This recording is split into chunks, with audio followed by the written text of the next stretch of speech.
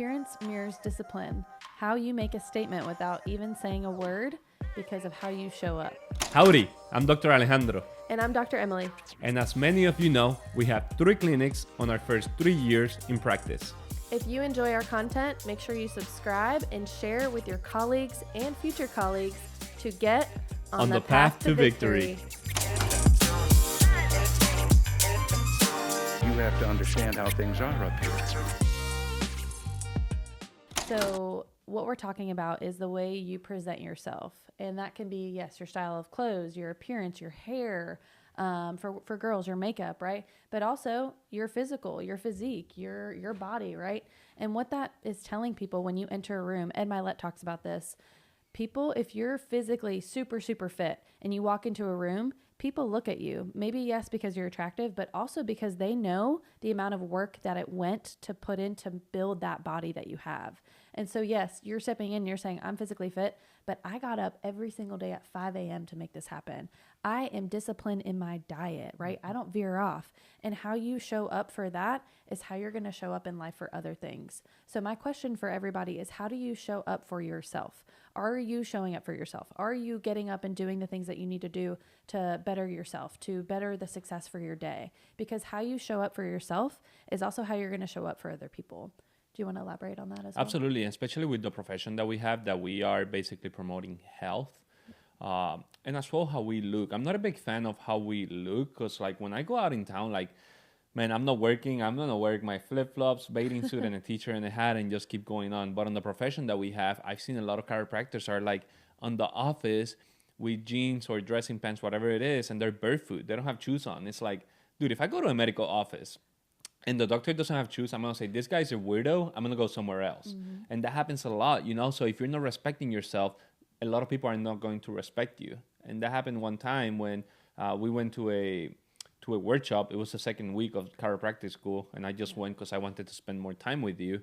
And you say, oh, yeah, let's go here. And it was this chiropractor talking. First, I didn't go professional dress. Okay, I went on a hoodie, jeans, and I was cross arms, and he called me out. I'm like, oh, okay, you're calling me out. Fine. Like, I respect it. And all of a sudden, he started talking about nutrition when the guy, you could tell he doesn't care about his nutrition. It's like, no, okay, you call me out, but I need to call you out as well. Right. You know, so that is something I learned through chiropractic school. I have never worked out before. I played college basketball and they didn't require me to work out, so I'm not going to work out, honestly. So when I went to chiropractic school, I was seeing how people were presenting themselves. You know, a lot of students that were almost soon to graduate, they were like super fit. You know, they had the discipline of 4:30 in the gym, drinking a gallon of water, eating super clean. I'm like, honestly, like, I want to do that. If I'm going to promote health, I need to take care of myself. And that's when I started going to the gym. And it's not about looking shredded. Like, no one cares about that. You don't need to look shredded, but you need to look that you take care of yourself. Right. There's a really good saying, nobody cares about how much you know until they know how much you care. And I think we can apply that to ourselves as well, right? In your community, you are painted as a pillar. You're an expert of health, right? Mm-hmm. People come to us with all types of questions about health, some that we may know really well and some that we may have no idea, but we'll research for them, of course.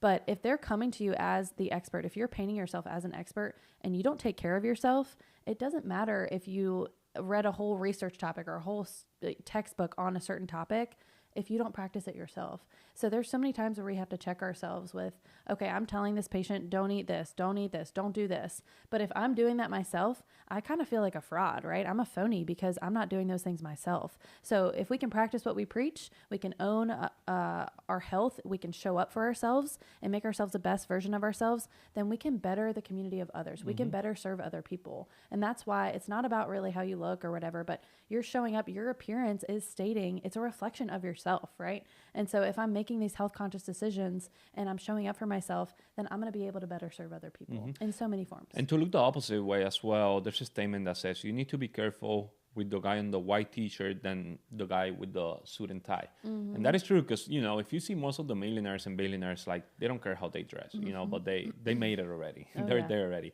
But in order to get there, they had to, you know, go a different style. Yep. And that is something in chiropractic. You don't have to go in a suit and tie, but you need to look presentable for your patients. Those people don't know you.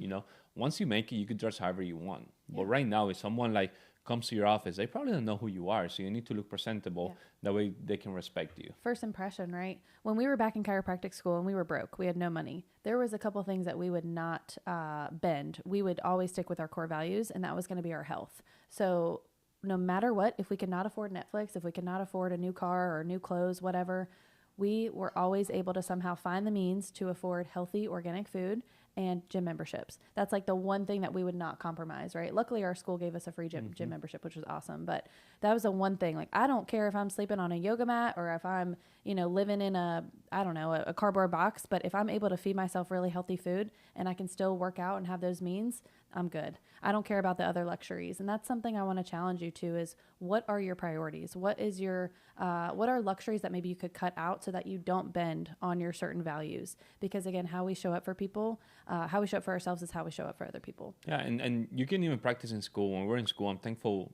for chairman for this. We had to dress up for school. So that gave us something, you don't know everything, but just by dressing like that, you're going to feel more secure of yourself. Yeah. So I highly recommend you that. I know a lot of other chiropractic school, people go in pajamas and things like that. It's like, dude, you're looking silly right now, going like that. Act like a professional right now. That way, when you graduate, it's already cruise control for you. Mm-hmm. Clinic had, in Sherman, Clinic had a dress code, and you couldn't have facial piercings. You couldn't have a nose ring. You couldn't have any dyed colored hair.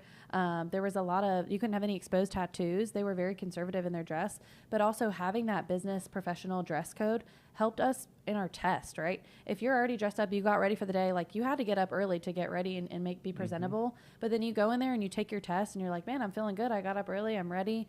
It's it's a mindset thing. And Absolutely. I think that applies to being in practice and serving patients as well. I'm not saying you have to wear a 3-piece suit to adjust patients, but it does mean something when you're not in a hoodie and jeans and flip flops to adjust somebody, right? If we're at our home and we're in our pajamas, my adjustment's going to be way different than if I'm in the office. Absolutely.